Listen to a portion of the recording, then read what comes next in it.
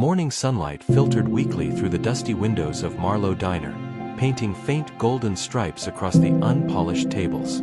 It was one of those old roadside diners that carried the smell of warm syrup, burnt coffee, and memories too heavy to escape. Inside, metal forks clinked, customers chatted half-heartedly about their mornings, and the local radio hummed softly over the speakers. In the middle of the noise and movement, one person carried the weight of two worlds, her own and the one she struggled to support back home. The waitress, Elara, moved between tables with quiet discipline. She was in her mid-20s, with tired yet determined eyes, and a warmth in her smile she never allowed exhaustion to erase. To her, kindness was a duty, not a luxury.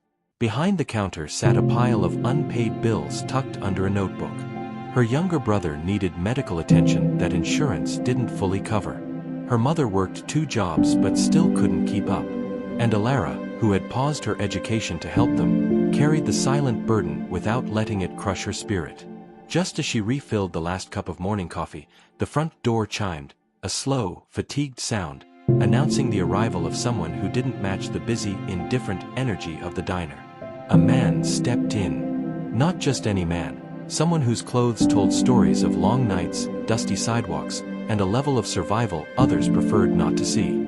His gray hair was unkempt, his beard grown out, and his expression held a loneliness so deep it felt like a shadow. Customers glanced his way, some frowning, others whispering. He moved quietly, trying not to disturb anyone, and chose the smallest, most hidden booth at the far corner. As he sat, his hands trembled slightly, perhaps from hunger, perhaps from exhaustion, perhaps from a life that had forgotten how to be gentle. Elara noticed him immediately. Where others saw inconvenience, she saw a human being. So she approached him with the same warmth she offered every customer, even though she sensed he might not have enough money for a full meal. She brought him water before he even asked, placed it down softly, and gave him space. The man lowered his gaze, murmuring something too faint to be understood. He stared at the menu with the hesitation of someone calculating every cent he had left in his pockets. Minutes passed. Then he finally whispered a request, not for a full breakfast, not for anything special, just a small side of toast. The cheapest thing on the menu. But when he reached into his pocket, his fingers pulled out coins that fell short of even that. A wave of embarrassment crossed his face, and he began to apologize, his voice fragile. He made a move to stand up, to leave, to avoid being a burden, but Elara gently stopped him. Without hesitation, she told him she would take care of it. Not loudly, not proudly, quietly, as though kindness should be done invisibly. She returned a few minutes later with a proper meal, not just toast, but scrambled eggs, warm biscuits, bacon, and a small cup of fruit. The type of breakfast she knew would give strength to someone who clearly needed it. The man stared at the plate in disbelief. His eyes glistened with gratitude and confusion, as though he couldn't understand why a stranger in a world so harsh had chosen to be gentle with him. He ate slowly, savoring each bite like someone rediscovering what warmth felt like. Elara didn't hover. She continued working, giving him dignity while keeping watch from a distance. Little did she know, that moment was not the beginning of a random act of kindness.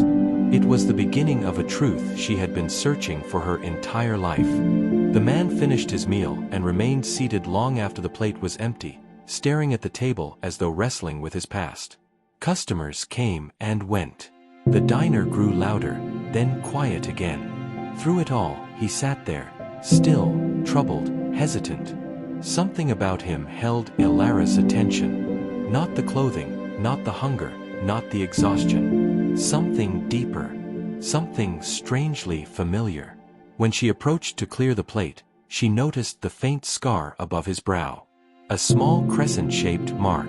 A scar she had seen before, long ago, on the only photograph she had of her father. The father who had disappeared when she was 6 years old. The man her mother spoke about with sadness but without bitterness.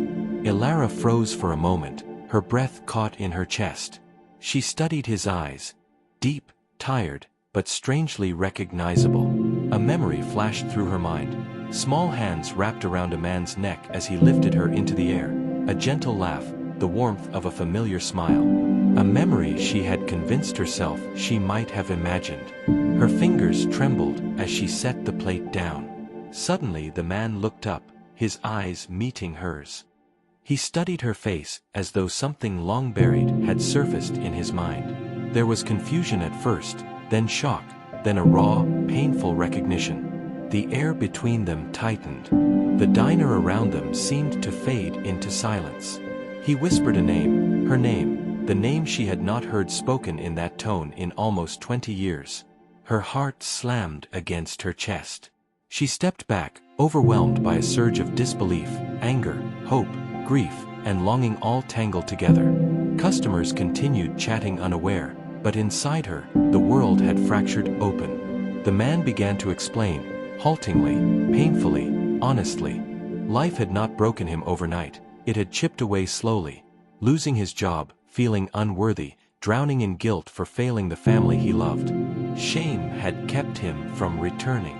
A series of spiraling misfortunes had pushed him into homelessness. And each year, he convinced himself it was too late, that he didn't deserve forgiveness. He said he came to the diner not by accident, but because he had been watching from afar for days, gathering courage to step inside. He knew she worked there. He had seen her go in and out, unable to approach her because he feared what she might feel if she recognized him. He never imagined she would be the one to show him kindness. Kindness he felt he didn't deserve. Ilara listened through tears. Anger and love warred inside her. She wanted to scream, to run, to collapse into his arms, to demand answers, to accuse him, to hug him, everything at once. But she did none of those things. She simply breathed. For the first time in her adult life, she was standing in front of the man she had spent years searching for, praying for, wondering about. The man who had shaped her childhood in ways she never fully understood. Silence settled again. Then, with a soft but trembling voice, she told him something he never expected to hear. That she had needed him. That she had missed him. That despite everything, she had never stopped wishing he would come back. The man's shoulders collapsed under the weight of his own tears. He apologized, not once, but repeatedly, each word broken by regret. He said he didn't want her pity, didn't want anything except the chance to explain himself. And at that moment, something inside her softened.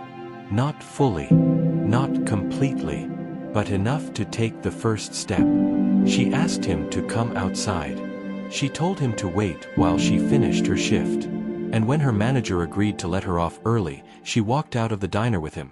Slowly, cautiously, as father and daughter taking their first steps toward a future neither of them had expected. That night, she brought him home. Her mother cried when she saw him. Her younger brother watched with wide, confused eyes. It was not a perfect reunion. There were wounds to heal, trust to rebuild, years of pain that couldn't be erased with a single meal. But it was a beginning. A fragile, precious beginning.